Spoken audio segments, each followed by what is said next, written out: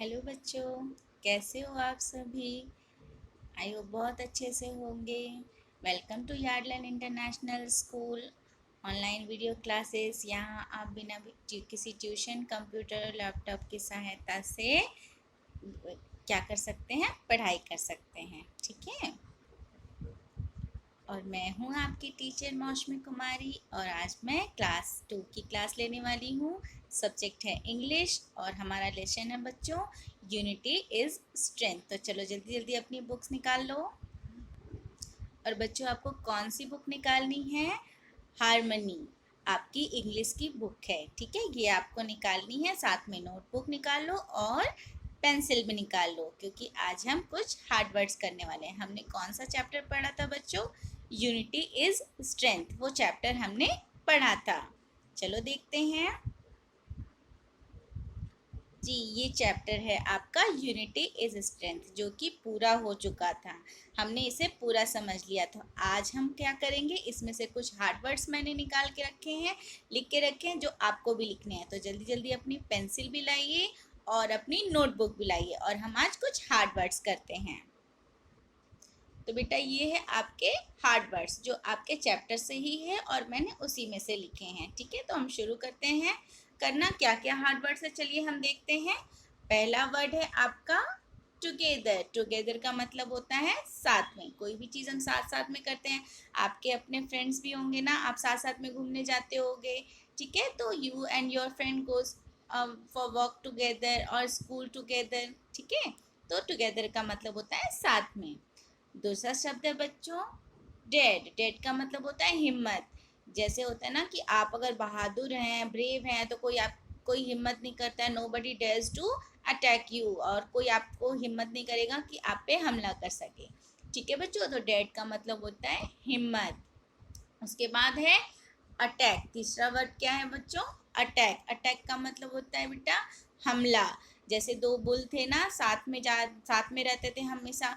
तो क्या होता था, कोई भी डेड यानी हिम्मत नहीं करता था क्या करने की, उन पे हमला करने की हिम्मत बिल्कुल नहीं करता था।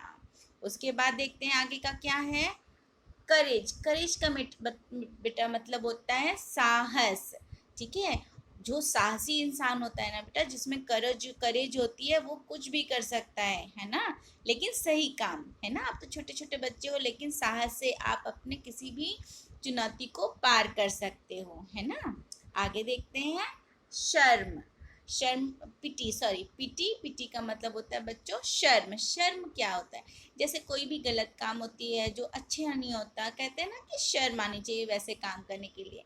जैसे क्या किया था लॉयन ने, बुल को जाके, दोनों बुल को अलग अलग जाके क्या कह दिया था कि आपका दोस्त आपसे ज़्यादा घास खाता है, और ये क्या है, एक बहुत ही बड़े शर्म की बात है। ठीक है, इस तरह से उसने कहा था। आगे देखते हैं। ट्रस्ट। ट्रस्ट का मतलब होता है बाबू भरोसा। ठीक है, जब हम किसी पे भरोसा करते हैं, जैसे किस पे करते हैं, आप अपने दोस्त पे भरोसा करते होगे।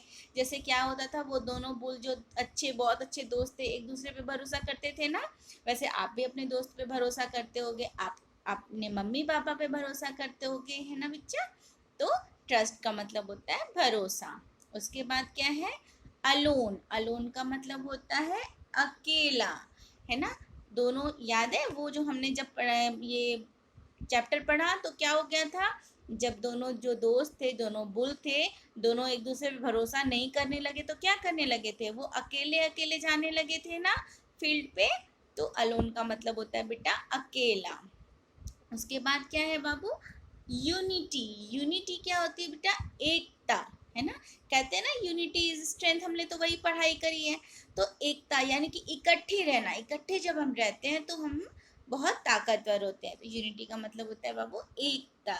नेक्स्ट क्या है, स्ट्रेंथ। स्ट्रेंथ का मतलब होता है शक्ति। जब हम एक साथ रहते हैं तो हमारे बहुत शक्ति होती है। कहते हैं ना, परिवार में हमेशा साथ में रहना चाहिए। एकता बहुत बड़ी चीज़ होती है। अगर आप एक रहेंगे तो आपकी शक्ति रहेगी, आप मजबूत रहेंगे, है ना। ठीक है, और यही हमने पढ़ाई भी की। यूनिटी इज स्ट्रेंथ हमारा तो चैप्टर ही है। तो आपको ये हार्ड वर्ड समझ में आ गए बेटा, आपको लिखने हैं ये अपनी नोटबुक में, आप लिखोगे। ठीक है, ये सारी चीज़ें आपको अपनी नोटबुक में लिखनी है। और कुछ मैं होमवर्क्स दे रही हूँ जो आपको करना है। चलो देखते हैं होमवर्क क्या है। बेटा ये है आज आपका होमवर्क। होमवर्क क्या है बेटा, आपको क्या करना है, right and learn hard words. जो हार्ड वर्ड्स मैंने आपको बताए हैं उसको क्या करना है, लिखना है और आपको याद भी करना है, लर्न भी करना है, ठीक है। और क्या करना है आपको, उसी वर्ड्स से, उसी जो वर्ड्स लिखा है उससे आपको सेंटेंसेस बनाने हैं, ठीक है। एक एक सेंटेंस, जैसे डैड से या फिर पिटी से, या जो भी आप उसमें लिखे हुए उसे एक एक छोटा छोटा एक सेंटेंस आपको बनाना है, ठीक है। ये आज आपका होमवर्क है। आगे कल की हम एक्सरसाइज करेंगे, तो अभी के लिए काफ़ी है। चलो घर पे रहिए, सुरक्षित रहिए और ध्यान से पढ़िए। Thank you, bye.